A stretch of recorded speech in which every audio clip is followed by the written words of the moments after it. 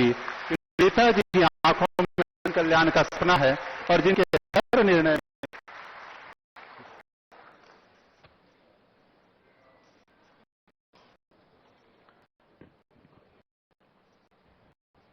बोलिए सरस्वती माता की, सरस्वती माता की, भारत माता की, भारत माता की, छत्तीसगढ़ महतारी की, छत्तीसगढ़ महतारी की। आज छत्तीसगढ़ राज्य अशासकीय विद्यालय संचालक संघ और छत्तीसगढ़ राज्य गौ संरक्षण एवं संवर्धन समिति दोनों के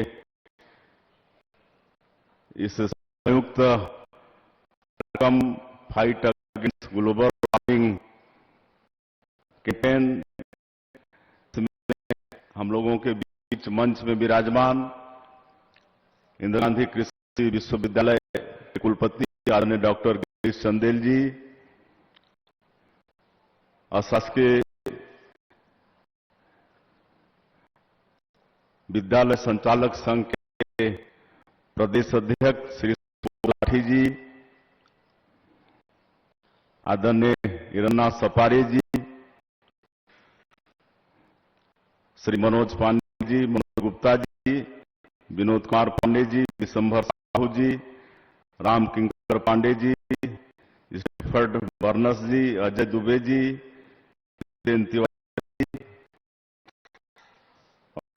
विराम सभी पदाधिकारीगण और प्रदेश भर से शासकीय विद्यालय संचालक संघ के सभी पदाधिकारीगण, सभी शिक्षक भी हैं, राष्ट्र के निर्माता जिनको कहते हैं, सभी राष्ट्र के निर्माता शिक्षक वृंद और छत्तीसगढ़ राज्य गौ संरक्षण एवं संवर्धन समिति के सभी और मीडिया के बंधुगण, सबसे पहले मैं आभार व्यक्त करना चाहूंगा छत्तीसगढ़ राज्य शासकीय विद्यालय संचालक संघ और छत्तीसगढ़ राज्य गौ संरक्षण संवर्धन समिति का, जिन्होंने आज के इस गरिमामय कार्यक्रम में हमें आमंत्रित किया है।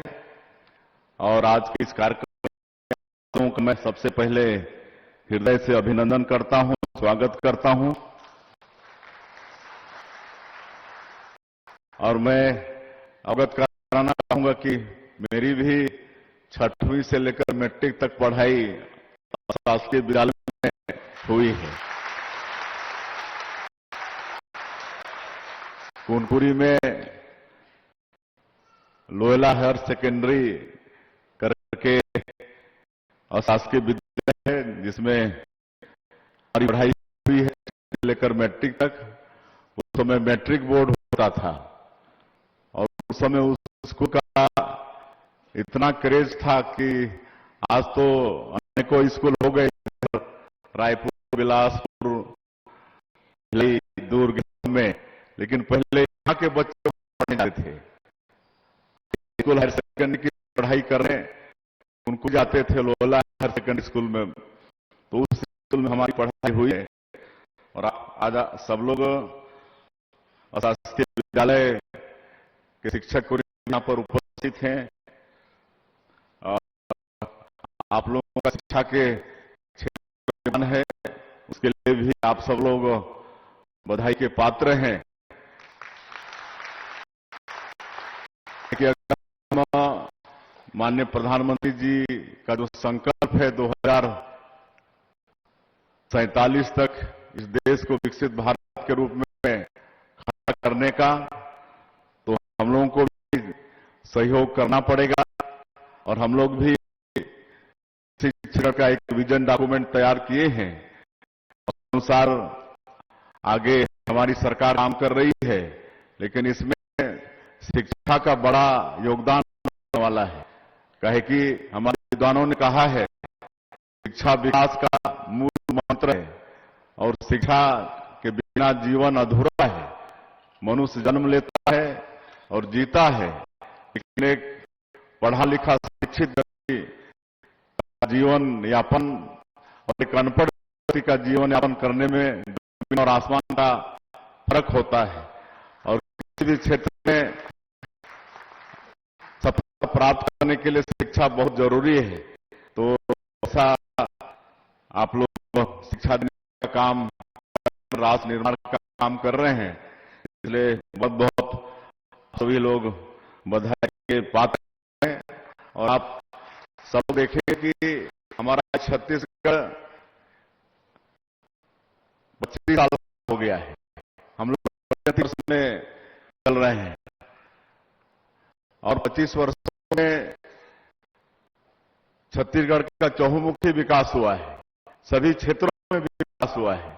25 साल पहले एक बार नजर पीछे घुमाएंगे और आज 25 साल बाद छत्तीसगढ़ आपको बहुत फर्क महसूस होगा, जमीन और आसमान का फर्क महसूस होगा। 25 वर्ष में हर तरह का विकास हुआ है, सड़क, बिजली, पानी, भूखी होती थी, लोग भूख का कोदो, कुटकी, महुआ खाते थे, उसके बाद भी हमारे बच्चे उपवास सोते थे, एक एक दो टाइम, भूख से मौत भी होती थी। जब हम मध्य प्रदेश विधानसभा में थे विधायक के रूप में, तो एक बार छत्तीसगढ़ का बगीचा का क्षेत्र है, मुझको जगह भी मालूम है, बलादर पाट, वहां लोग भूख से मर गए थे, तो विधानसभा की कमेटी जांच के लिए थी। लेकिन आज 25 वर्षों में छत्तीसगढ़ राज्य का निर्माण भी हुआ और पीडीएस की अच्छी व्यवस्था भी यहां पर लागू हुई और 1 रुपया किलो में आज अनाज मिल रहा है। तो आज भूखमरी यहां से गायब हो गया है, तब 25 वर्षों में हुआ है। और जहां तक शिक्षा के क्षेत्र में हमको मालूम है, जब छत्तीसगढ़ राज्य बना 2000 में, तो वहां पर एक मेडिकल कॉलेज होता था, लेकिन आज 25 वर्षों में यहां पर 15 मेडिकल कॉलेज हो गए हैं, सरकारी और प्राइवेट मिला के। और शिक्षण की जितनी संस्थाएं हैं, चाहे हो आईटी हो, आईआईटी हो, ट्रिपल आईटी हो, नीट हो, चाहे लॉ का यूनिवर्सिटी हो, एम्स हो, सब कुछ यहां पर 25 वर्षों में आया है। और पहले दूर दूर तक मतलब जाना पड़ता था शिक्षा के लिए। मैं जब पहली बार विधायक बना 1990 में, तो हमारे बड़े पिता विधायक थे, उसके पहले जिस क्षेत्र से हम थे उसी क्षेत्र से स्वर्गीय केदारनाथ साई जी वो विधायक थे। हम उनसे थोड़ा ज्ञानवर्धन के लिए कभी कभी बैठते थे, तो अपनी बात तो बताते थे। उस समय अविभाजित मध्य प्रदेश में एक मात्र हाई स्कूल, नटोर हाई स्कूल हुआ करता था रायगढ़ का, और आज जो रास्ता है पत्थलगांव धर्मजगढ़ घर घोड़ा, वो भी नहीं था। तो हम पूछते थे कि आप कैसे फिर घर घोड़ा आते, मतलब रायगढ़ आते थे। तो हम लोग का गांव बंदरचुआ है, वहां से घोड़ा आते थे सुंदरगढ़, सुंदरगढ़ उड़ीसा में है, वहां तक घोड़ा जाते थे और सुंदर से बस पकड़ के झारसुगुड़ा जाते थे और ट्रेन पकड़कर रायगढ़ हाई स्कूल की पढ़ाई करने आते थे। तो ये स्थिति थी एक समय में। लेकिन आज हर किलोमीटर में एक ने कितने कितने प्राइमरी स्कूल हैं, 3 किलोमीटर 4 किलोमीटर में मिडिल स्कूल है, 6-7 किलोमीटर में हाई स्कूल सेकेंडरी है। हर विकासखंड में आज कॉलेज की स्थापना हो गई है। तो आज शिक्षा में ये 25 वर्षों में विकास हुआ है। तो निश्चित रूप से हमारा छत्तीसगढ़ शिक्षा के क्षेत्र में काफी विकास किया है और मुझे चूंकि और भी ज्यादा मैं नहीं कहूंगा, बड़ा अच्छा आप सब लोगों ने निर्णय लिया है कि आज जो जलवायु परिवर्तन को लेकर आप सब लोग यहां पर एक कार्यक्रम किए हैं। आज दुनिया का एक चैलेंज है जलवायु परिवर्तन। आज जिस तरह से पर्यावरण दूषित हो रहा है, उससे निश्चित रूप से एक गंभीर चुनौती है ये जलवायु परिवर्तन, और आप इसको लेकर ये फाइट ग्लोबल वार्मिंग कर रहे हैं। मैं इसके लिए दोनों संस्थाओं को बहुत बहुत बधाई देना चाहूंगा। एक अच्छा प्रयास आप लोगों ने किया है, लेकिन मैं भी बताना चाहूंगा कि जलवायु परिवर्तन को लेकर हमारे माननीय प्रधानमंत्री जी बहुत ही चिंतित हैं और आप सबको मालूम होगा कि इसके लिए 2015 में एक पेरिस समझौता हुआ था, जिसमें हमारा देश भी शामिल था और उसमें मुख्य भूमिका हमारे देश की थी, हमारे माननीय प्रधानमंत्री जी की थी। और भारत ने ठाना है कि 2070 तक हमारे देश में एक कार्बन उत्सर्जन को जीरो करना है और इसमें हम लगातार काम भी कर रहे हैं। ग्रीन एनर्जी की ओर विशेष फोकस हमारे देश का है, छत्तीसगढ़ का भी है और हम लोग इसके तरह तरह के प्रयास कर रहे हैं। आज थर्मल एनर्जी के जगह पर हम लोग ग्रीन एनर्जी की तरफ ज्यादा आगे बढ़ रहे हैं, चाहे सोलर एनर्जी हो, चाहे आपका न्यूक्लियर एनर्जी हो, चाहे पंप स्टोरेज हो, चाहे हाइडल हो, हम सब लोग उस ओर आगे बढ़ रहे हैं। अभी मुझे बताते हुए हुआ है कि अभी पिछले समय में हम लोग जो नई उद्योग नीति लाए हैं, उसके बाद जगह जगह इन्वेस्ट कनेक्ट किए हैं, उसका अच्छा परिणाम देखने को मिला। 5.5 लाख करोड़ से ज्यादा का निवेश आया है, जिसमें 3 लाख करोड़ का निवेश आपके एनर्जी के सेक्टर में है, जिसमें 80,000 करोड़ न्यूक्लियर पावर है, सोलर भी है।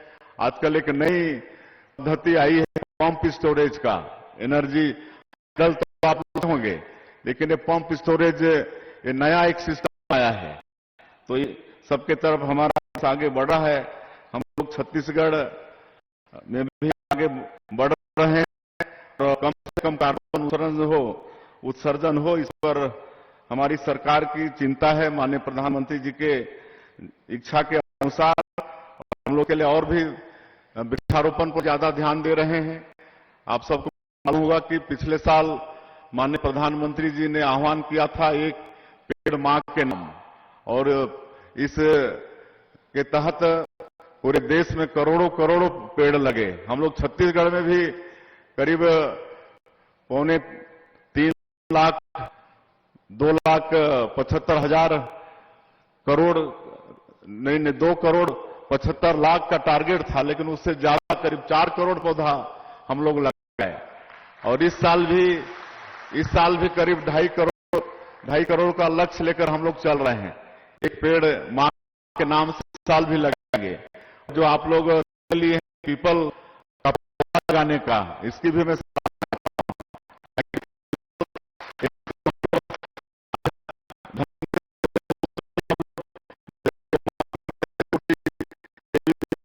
मानते हैं, तो पीपल के पेड़ में भी हम लोग मानते हैं, और सबसे ज्यादा ऑक्सीजन देने वाला ये पीपल का पेड़ है।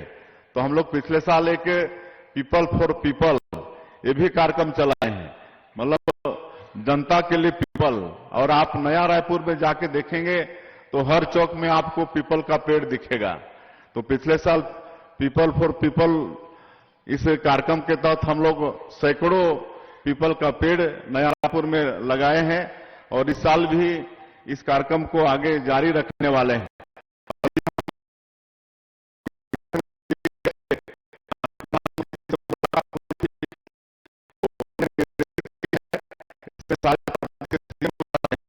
ये जो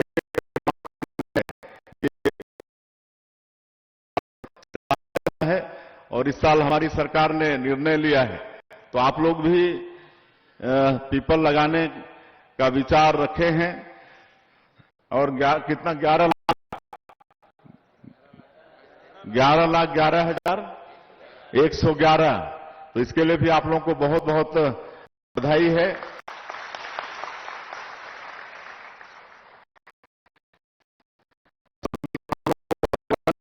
की रक्षा करना है आगे के लिए। कार्यक्रम अच्छा प्रयास है, और आज के इस अवसर पर जो मांग आप लोगों की तरफ से आई है, छत्तीसगढ़ राज्य अशासकीय विद्यालय संचालक संघ की तरफ से, मैं कहना चाहूंगा कि आपके प्रतिनिधि मंडल को हम अपने शिक्षा विभाग के अधिकारियों के साथ बैठाएंगे और जो भी अच्छा होगा चर्चा करके करेंगे। हम सब लोग छत्तीसगढ़ का विकास चाहते हैं तो इसमें आप सब लोगों का भी अहम भूमिका। आप लोगों को हम अपने शिक्षा विभाग के अधिकारियों के साथ बैठाएंगे और जो मांगे आई हैं इसमें जो भी हो सकता है वो सब करेंगे। और आज आप लोग यहां मैं दोनों संस्था का बहुत